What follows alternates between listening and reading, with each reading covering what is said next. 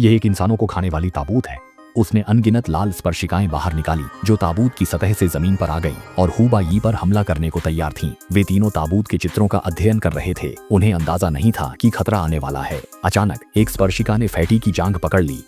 जब फैटी को होश आया, बहुत देर हो चुकी थी। हुबा यी और शेरली यांग ने तुरंत उसे बचाने की कोशिश की, लेकिन उन्हें नहीं पता था कि लाल स्पर्शिकाओं की ताकत बहुत ज्यादा है। दोनों मिलकर भी फैटी को बस थोड़ी देर के लिए ही पकड़ पाए।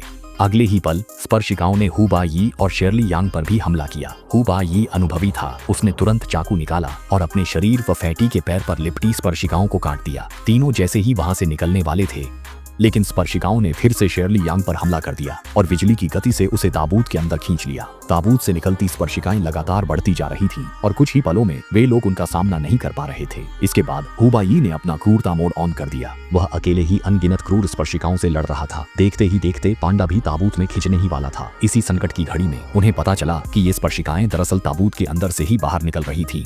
हुबा यी की बात सुनकर शेरली यांग ने ताबूत पर गोली चलानी शुरू कर दी। ठीक है, थोड़ा दूर हट जाओ। हुबा यी ने भी जमीन पर पड़ी सब मशीन गन उठा ली और ताबूत पर ताबड़तोड़ गोलियां बरसाने लगा। कुछ ही पलों में ताबूत छलनी हो गया।